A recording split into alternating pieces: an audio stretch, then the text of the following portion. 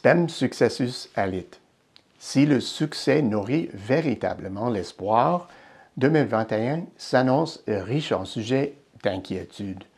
Non seulement les effets dévastateurs de la pandémie observés en 2020 ont-ils persisté en ce début d'année, mais ils se sont même amplifiés.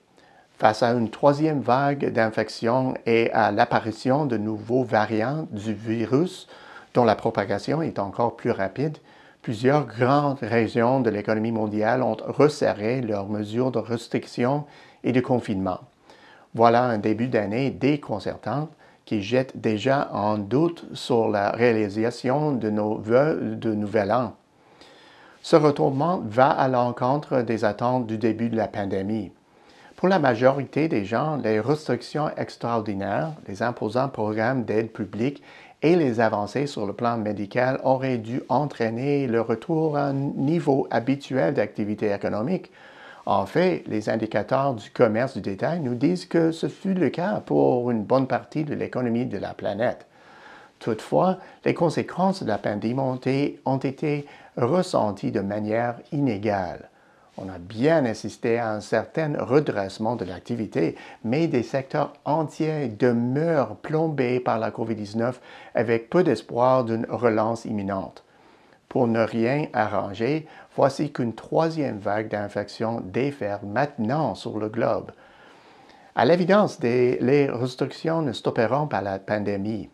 Malgré des contrôles très stricts, même la Chine n'est pas parvenue à éradiquer le virus. Dans la province de Hubei, l'apparition de nouveaux foyers du 1er au 10 janvier a obligé les autorités locales à confiner la population et à allonger de 7 jours la quarantaine de 14 jours déjà exigée lors d'un retour de voyage. Et la situation est pire en Occident. Les espoirs de pouvoir cibler et isoler plus efficacement les nouveaux foyers d'infection ont laissé place à un reconfinement généralisé. Pour pallier le ralentissement de l'économie, il faudra déployer de nouvelles mesures de relance. Question de gagner du temps et attendant de gagner la bataille contre le virus. Les espoirs se fondent de plus en plus sur l'administration à grande échelle de vaccins. À ce jour, 3 vaccins ont été approuvés au terme d'un processus accéléré s'étendant d'habitude sur plusieurs années. Ce tour de force a donné de l'espoir à tous ceux qui voient, et ils sont nombreux, la vaccination comme le moyen le plus rapide de retourner à une vie normale d'ici la mi-année. Dans le même temps, beaucoup se méfient des effets secondaires potentiels liés aux nouveaux vaccins. Dans ce contexte, il est possible qu'une partie importante de la population soit réticente à se faire vacciner. Nous souhaitons tous le rétablissement de l'économie, mais cela se produira uniquement si nous sommes victorieux face à la pandémie. Voilà assurément un projet ambitieux en 2021. D'autre part, la polarisation croissante sur la scène politique depuis plus d'une décennie a été accentuée par la pandémie. Cette année, la transition politique aux États-Unis sera un défi crucial qui ne se limitera pas à maintenir le cap sur l'investiture du 20 janvier. La nature profondément fracturée au débat politique en Amérique menace depuis déjà un bon moment la cohésion et nuira aux efforts pour contrer la pandémie et ses répercussions à long terme. Ce type de contexte prédomine aussi à l'extérieur des États-Unis, notamment au Royaume-Uni, dans le dossier du Brexit. Comme prévu, l'impasse entre les parties a été dénouée in extremis. Cependant, les Britanniques, particulièrement divisés, débattront sans doute les retombées de l'accord à mesure que ces impacts deviennent apparents au cours des mois et des années à venir. Parallèlement, l'accord ne fait pas forcément l'unanimité au sein de l'Union européenne. La capacité à composer avec les divisions politiques sur le continent sera mise à l'épreuve plus tard cette année lorsque la chancelière allemande Angela Merkel quittera ses fonctions. L'omniprésence des divisions politiques sur les marchés nationaux laisse présager les relations internationales tumultueuses.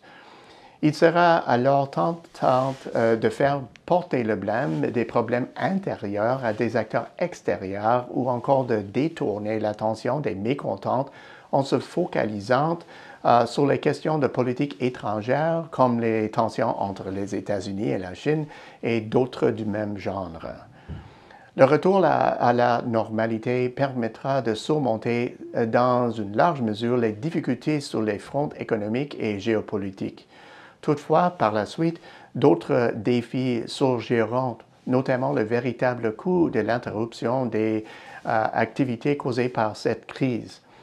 Il faudra s'attaquer à l'augmentation formidable de la dette publique et, en l'absence de solution miracle, les mesures budgétaires prises pour remédier à ce problème viendront hypothéquer une partie de la croissance à moyen et à long terme.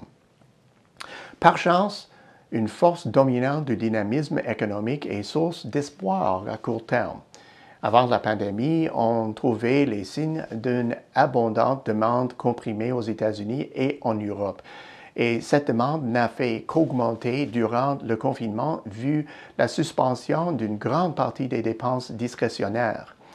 Or, ces sommes engrangées ont gonflé l'épargne des consommateurs et pourront de nouveau être injectées dans l'économie quand la conjoncture s'améliorera.